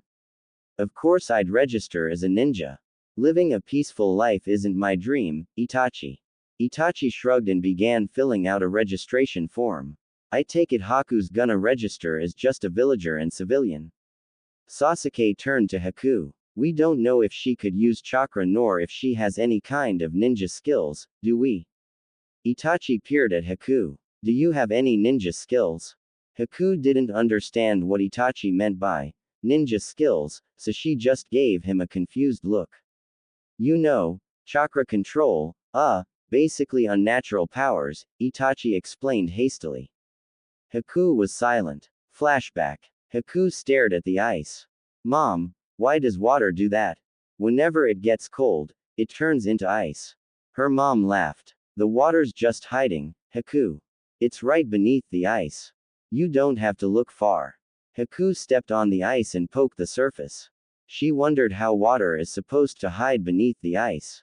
It must be really clever to do that. Haku glared playfully at the ice, wishing with all her might that it would show itself. Suddenly, water squirted out and gathered into a neat blob floating above her cupped hands. Mom, look what I can do. Her mom looked around, but when she saw what Haku was doing, her smiling face turned to one of horror. She rushed towards Haku and slapped her hands. Don't you ever do that again. The water splashed onto the ice. Haku stared at her mom in confusion and fear of her anger. Why was her mom so angry? Mom. She stepped backwards just in case her mom gets angry again. Her mom broke down and began crying. Haku ran towards her and hugged her, crying. I'm so sorry, Mom. She didn't know why she was saying sorry, only that it sounded like the appropriate thing to do at the time. A week later, Haku had killed her father. Now, she was running away from slave traders. Her life was going downhill, just because of her father finding out about her powers. End flashback. Haku looked up at Itachi, suddenly undecided whether she should reveal to these people her powers or not. She was also nervous about how they would treat her if she did reveal them to them. Sure, they have powers themselves, but their powers were trained powers. They have techniques and everything, unlike hers. Her mother had said that her powers were like sins. Even her father rejected her once he found out. How will her new family react? Naruto noticed her discomfort and laid a hand on her shoulder. Haku looked back at Naruto's eyes and felt safe somehow. She felt as if she could tell them anything, and they wouldn't hurt her. She took a deep breath and said softly, I do. Itachi, surprised, asked, well, what can you do? He had never expected Haku to have powers as she didn't do anything abnormal during the fight at the bridge. If she could, she would have protected herself against their attacks, wouldn't she? Haku turned her gaze to the floor. I can't explain it. Can I show you instead, Itachi-sama? Please do. Haku turned to the glass of water on the table and focused. The water rippled slightly, and then began rising into the air. However, she couldn't hold it for very long, and after a few seconds, she lost control of the water. The water splashed right onto the pile of papers in front of Itachi. Haku gasped. "I'm so sorry, Itachi-sama." Itachi chuckled, waving her off. He saved a few of the papers on the bottom, which didn't get wet, and set the wet papers on the counter to dry. Good thing those kinds of ink don't smear easily. He returned to his seat and considered Haku for a while. You don't seem to have the need to use hand signs to be able to control the water. Interesting. Is it a bad thing? Haku asked worriedly. No, don't worry about it. Itachi thought for a few seconds and added, it's not a bloodline thoroughly studied here in Konoha, but there are a few books written about it. I think it's called the Hyoten or something. Haku let out a sigh of relief. So they didn't think she was a monster because of it. Anyways, basically you could control both wind and water chakras, and since you could, you can also manipulate and create ice. Itachi pondered. Then he announced, Naruto and Zabuza-san can help train you with water techniques, and then I or Sasuke can help you with chakra control. You haven't been trained as early as we have, so now, it's gonna be harder for you to learn everything. Sasuke raised a question. Hey, Nissan, how's she supposed to do missions and rise in ranks? She doesn't have a team to work with. I'll ask Hokage-sama about that. Maybe he would allow a 4-man team for the first time in history. For now though, train her as best as you can, and if the Hokage does agree to let her be on our team, then she will be doing missions with us like normal. If she's good enough, maybe she could join in the Chunin exam this year instead of waiting for next year, too. Haku widened her eyes. She was going to train and work with ninjas. Just a few days ago, she was a broken slave. It was enough to make anyone feel a bunch of emotions all at once. I'm going to train, with you. Of course. Your powers can't be put to waste now, can it? Itachi wrote a few things on Haku's registration form and then stood up, leaving the papers in a neat pile on the table. I'm hungry, and mother's tomato soup's the best. He saw Sasuke twitched again and laughed. Sasuke, I bet you can't lay off tomatoes for a day, can you? How can I? They're the best. Sasuke ran into the kitchen, no doubt to ask for a tomato slice before dinner. I swear his addiction to tomatoes increases every day, Naruto muttered. At that moment, the door opened, and Fugaku came in, his face still stern as ever. His figure commanded respect. Even Zabuza felt slightly intimidated by him. He looked over at Naruto and Itachi and asked, back already? Mission successful. I heard that it turned out to be a B-rank mission. Itachi nodded. The mission was successful. Everyone's back, safe and sound. Fugaku nodded, proud. That's what I expect from my children. He then noticed Zabuza and Haku and asked, who are they? Makoto called from the kitchen, guests. The kids met them from Waves, and they're going to be living with us. I see. Fugaku gave a small nod of acknowledgement to Zabuza and Haku before he motioned for Naruto to come over to him. Naruto, I forgot to give you these earlier. They're scrolls from your parents, so keep them safe. They contain their most powerful techniques and their most important possessions, they're your inheritance. He handed Naruto the scrolls, saying, they belong to you now that you're a ninja. Naruto took them, a little shocked. He had never thought his parents left him anything before they died. Arigato, Otusan. There was an awkward silence until Makoto called from the kitchen, dinner's ready. Then they heard her yelling, Sasuke, wash those tomatoes first if you're gonna eat them fresh from the garden. How many times do I have to tell you that? Also, cut them into slices so you won't squirt, you can't bite into them like apples. They both chuckled and went into the kitchen, dining room to find Sasuke snacking happily on a raw tomato slice. Makoto was ladling out the soup and placing them in front of everyone. Sasuke, when will you?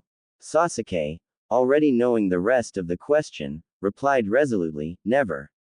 I will never, ever give up tomatoes as snacks before dinner. And lunch and breakfast and between snacks and between missions and during missions, Itachi and Naruto continued a whole list in unison. Okay, I get the point. Doesn't mean I'm gonna give up tomatoes though. Sasuke finished his slices and started on his soup. This is so good. Itachi turned to Naruto. What did Otosan talk to you about? Naruto pulled out 3 scrolls. Just about my inheritance. My parents left me some possessions and their techniques and stuff. You guys wanna see? I haven't really looked at them yet. He opened one of them and spread it out on the table. They were his family. He'd gladly share all he knew with them. Everyone, even Sasuke, stopped eating and watched Naruto, focusing on every piece of the scroll. Their expressions turned to one of awe. It was Kushina's scroll. It was filled with kenjutsu techniques, jutsus, summoning contracts, and even a few taijutsu moves.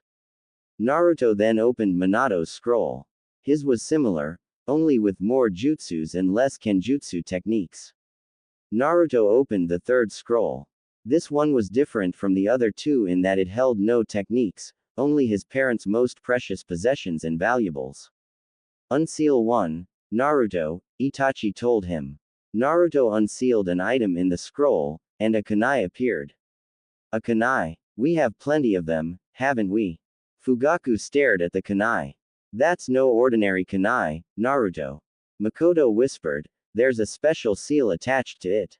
It's the secret to his flying thunder god technique. Naruto his head. The what? You'll probably find out how to use it in his scroll he left you. Naruto shrugged. Okay. He rolled back up his scrolls and took them to his room. He wanted to finish dinner. Hey, Itachi, are there any good TV shows on today? He whispered to Zabuza and Haku. Itachi has great taste in entertainment. He just found this really cool anime show about a few weeks ago. We had to go to Waves before we could get a chance to try it out though. Itachi chuckled. I recorded all the episodes, Naruto. A guy had decided to make an anime based on us. Cool, huh? Hold on. He stood up and turned on the TV. The screen flickered on, and he opened up a recorded episode. Enter Naruto Uzumaki. This is the first episode, I think. Sasuke groaned. Why did he name it after Naruto? You want it named Sasuke, Sasuke? Itachi asked, laughing. They all watched the first few minutes before Naruto stood up, yelling indignantly, I'm not a prankster. Also, I didn't even go to the academy. Sasuke smirked at the scene where he did a perfect transformation jutsu. Well, I am top in class.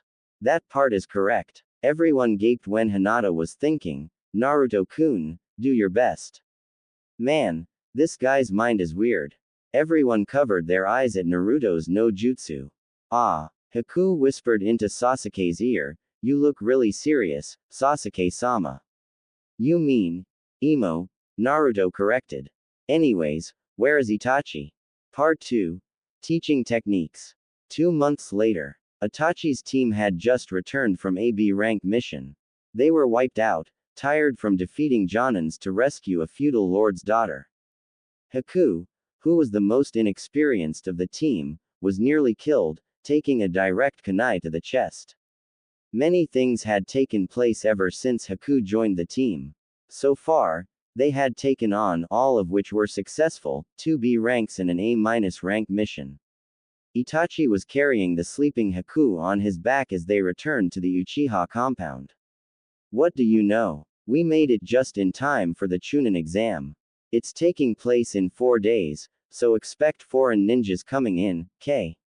He laid Haku on their living room sofa and went off to hand in his report to the Hokage. Naruto turned to Sasuke and Sakura. Come on. Let's get some ramen. I'm starving. Sasuke and Sakura gave each other a look. With that, they both grabbed Naruto by his arms and dragged him towards another restaurant instead. Naruto, realizing that they weren't going to Ichiraku's, whined the whole way.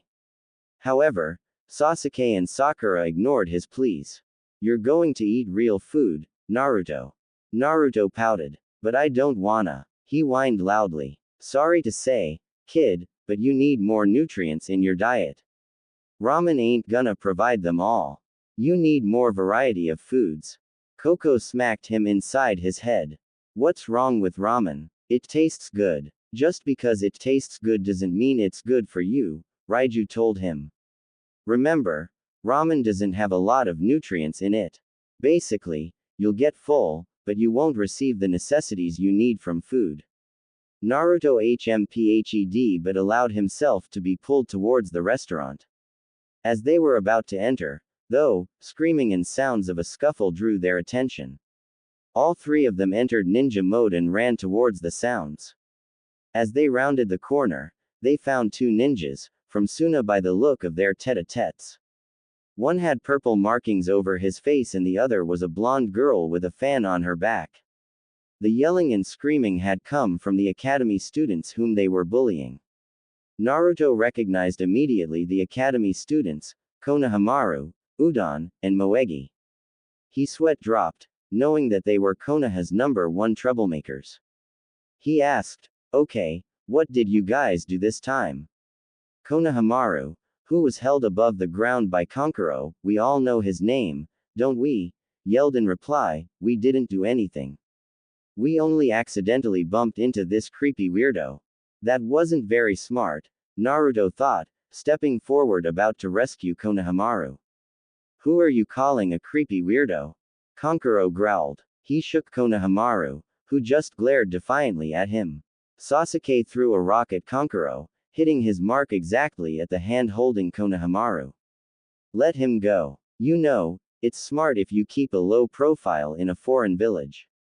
Kankuro winced, dropping Konohamaru and growling, "Who are you to tell me what to do, you punk?" He stepped towards Sasuke, who just smirked coolly and played with another rock in his hand. However, Tamari stopped him. "He's cute, so he's mine," she said softly, smirking. Kankuro gave her a strange look. "You're really strange sometimes," he muttered under his breath. Naruto sniffed the air, smelling something strange.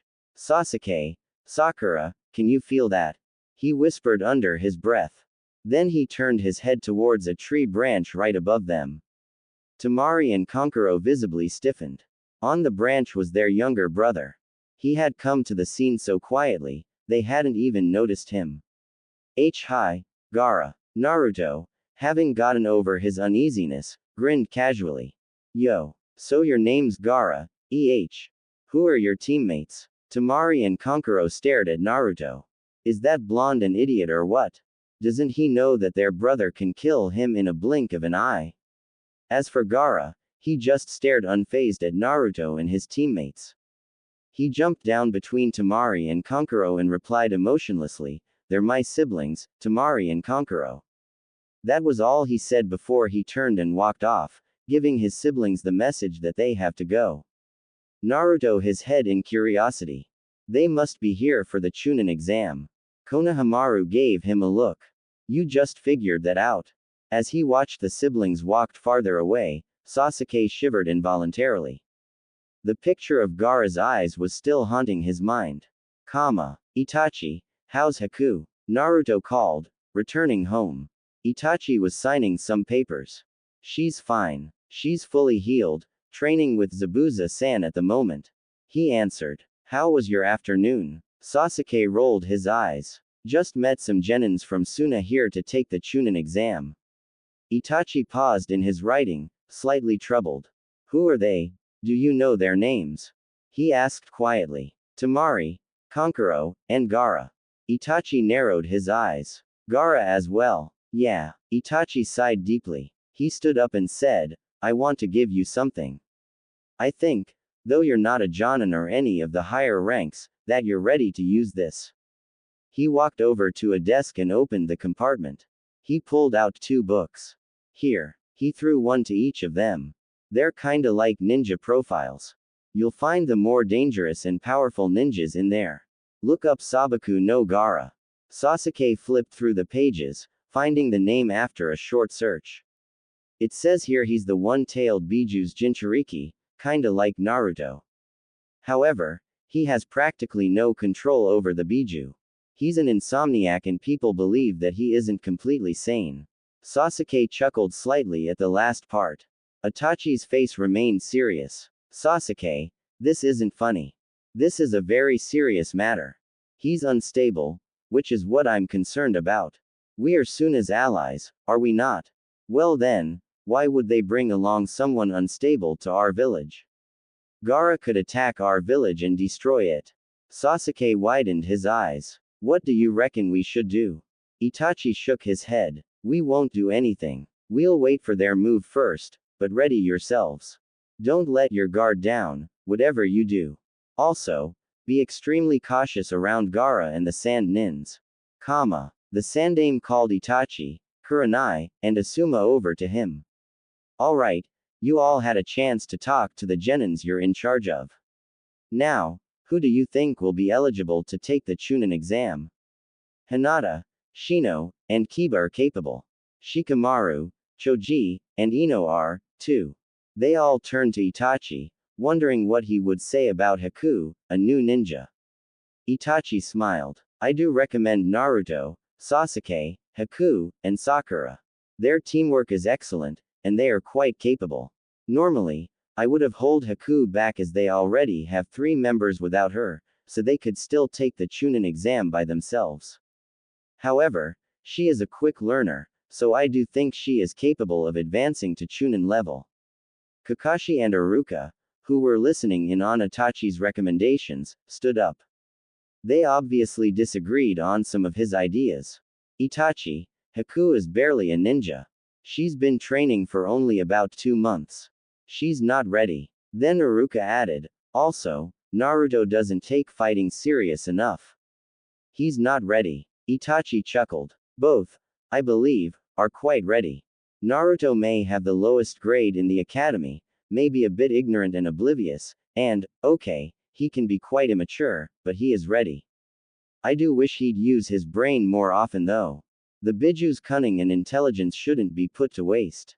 Kakashi sighed. From the way he acts and from his personality, we can all declare him as the #1, knuckle-headed ninja in history. But you haven't seen his true abilities before, Kakashi. Sarutobi looked from Kakashi to Iruka to Itachi before declaring, alright then. I take it Naruto and Haku will both be participating. Hokage-sama, Iruka started, concern sketching over his face. Itachi said they're ready, and I trust his judgment. If it helps, there will be preliminary exam for the Rookie 9 before the Chunin exam to see if they're ready to participate. Naruto and Sasuke looked over their application papers. Both filled them in without hesitation. Sakura shrugged and filled in hers too. However, Haku hesitated, she wasn't sure whether she should apply, seeing that she was training as a ninja for only 2 months. I don't know if I should, she muttered softly. Itachi peered over his book at her. If you don't want to, it's okay. He gave Naruto and Sasuke a look that plainly says, don't force her. Haku looked up at Naruto. Should I? She asked him. Naruto shrugged. It's your choice. It would be a good thing if you did though, Sasuke said out loud. Naruto jabbed him sharply in the ribs. Sasuke. He hissed. Sasuke grinned sheepishly. Gomen, I was joking. Haku turned to Itachi. Do you think I'm ready? I do think you're ready, but the answer to if you should enter or not lies in whether you feel ready or not. Itachi returned to his book. Haku looked down at her application form and groaned. Making decisions for herself was a lot harder than she had imagined.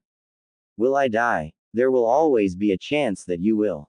Itachi's reply was plain, simple, and straightforward, but he added, but the chances are very small though. Your teammates can guard you through the forest of death, and the main matches are always supervised by Jonins. Oh, just sign the thing and get it over with, it's not as if you're gonna die, Haku told herself. I'll participate then. She filled in the application and handed it to Itachi. Naruto jumped up and did a little happy dance. Yay! Haku's participating with us. Haku turned pink slightly. Why was Naruto so happy just because she agreed to participate? Zabuza glanced at her out of the corner of his eye. You sure, kid? Haku nodded. At least she was fairly sure. Zabuza had become protective of Haku over the course of 2 months. Even though he and she were usually on different missions, he would always remind Itachi to watch over her. Plz, don't confuse this protective feeling with romance and love.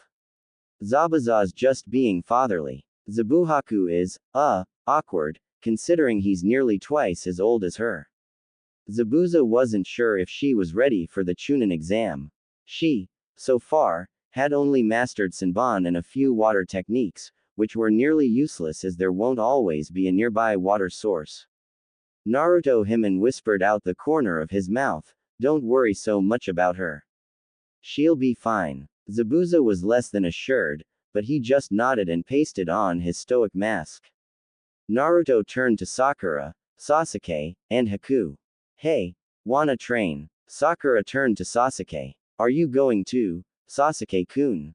Sasuke rolled his eyes. "Yeah, of course I will." He stood up and went outside, running towards their training ground. Naruto smirked. If Sasuke's going, Sakura's going. It was as simple as that. When they arrived at their training ground, they split up into pairs, Sakura with Sasuke and Naruto with Haku. "Haku, come here." Haku obediently ran over to him, anticipating that he was going to teach her something useful. "Do you know, Haku, that water is presented in all 3 forms, gas, solid, and liquid?" Haku nodded, curious to where this was going. Naruto explained further. "Well, water is presented in the air as water vapor, it's presented as a liquid as plain water, it's presented as a solid as ice. You, so far, have been able to control both its liquid form and solid form. However, these 2 forms won't always be present near you, so you'll be in trouble if you're not near a water source. But, water vapor is in the air. It's everywhere, only you have to learn how to capture it. The air has very small amounts of water vapor, so you have to learn how to make the most of it. I'll be teaching you how to capture the water vapor today. It requires a lot of chakra, but it'll be worth it. Tomorrow, if you master today's exercise, then I'll teach you how to draw out water underground. It requires more chakra, of course, but if you need more water than the water vapor can provide you, you'll need to know that technique also." Haku nodded again, enthusiastic. "Naruto-sama, how do you know all this?" she asked in awe. Naruto chuckled. "I learned it," he replied simply. "I would appreciate it if you don't tell anyone where you learned this from. To most of this village, they just consider me a knucklehead." "Hi, Naruto-sama." She didn't understand his ways, but she still agreed not to tell. Naruto twitched, irritated. "Can you stop calling me that? Why do you always call us by that title?" Haku grinned. "But I want to call you by that, Naruto-sama. You said you want me to have free will, right?" She wanted to see what Naruto would say to that. She had witnessed for herself Naruto's cunningness, now she wanted to see if she can outwit him. Naruto gaped. "Oh, she's good. True, little one. She's a clever one. If you tell her to stop calling you by that title, you'll be going against what you told her before, that she has free will to do what she wishes." Kyuubi let out a laugh. Naruto pulled himself together and sent Haku a glare. "Even Kyuubi admitted that you're clever." Haku stared at him innocently. "What did I do, Naruto-sama?" Naruto twitched again. This was going to be a long training session. However, he couldn't stop a smile making its way to his lips. He shook his head and returned to training mode. "Okay. Basically you disperse your chakra throughout the air. For enough water to even work with, you have to disperse a lot of chakra. Once your chakra is dispersed, kind of form a funnel with them. Draw in the water vapor, and you'll end up with water." He demonstrated. He pulled back his hand and chakra spiraled around it. Water began gathering at the center of his hand. If you truly master this, and if you have enough chakra, you'll be able to pull in a lot water. Practice, and eventually, this will be like second nature for you. This requires nearly perfect chakra control and high stamina.